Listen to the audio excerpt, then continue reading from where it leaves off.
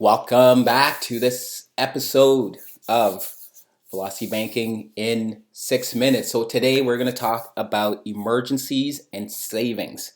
So this has got to be one of the most controversial aspects when doing velocity banking because we've all been taught save, save, save, put a little something away for a rainy day fund, and which totally makes sense. However, when you are doing velocity banking, saving is not your goal. Your goal is to maximize cash flow. So before we get right into it, make sure you head over to our website, myvelocitybanking.com. Sign up for a free account. Put in all your information. Get a debt pay off schedule and stick to that, and you'll be debt free in no time. Also, if you haven't already done so, subscribe, hit that subscribe button and hit the little notification bell so you get notified when new episodes are uploaded. So let's talk about savings and emergencies. So if you listen to other financial gurus out there, they will tell you about having a rainy day fund, like 6 months of your salary or anything along the lines of that, which is good advice. However, does not apply when you're doing velocity banking, because what you're trying to do is get out of debt. It doesn't make sense mathematically to have this money sitting in a fund, sitting in an account as a rainy day fund, not doing anything. So this is basically dead money sitting in an account when you owe debt over on this side and that you're paying interest on. So it's better to maximize your cash flow. So we talked about cash flow in the last episode.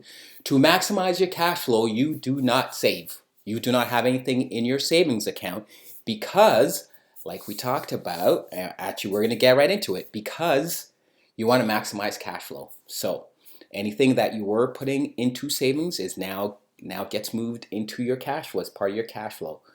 So an increase in cash flow, like we said before, means you can make bigger chunk payments and you're out of debt faster.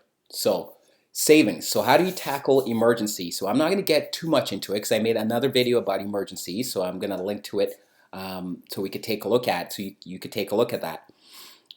But basically, the idea is that whatever debt tool you have that you are using, every time you make these every time you use your cash flow to pay off the chunk payments, you make room in your debt tool and you use that for emergency. So what if happens if you got into a car you got an issue with your car, you have to make an emergency payment. I just had a client that they had to pay an emergency IRS bill that they didn't know about.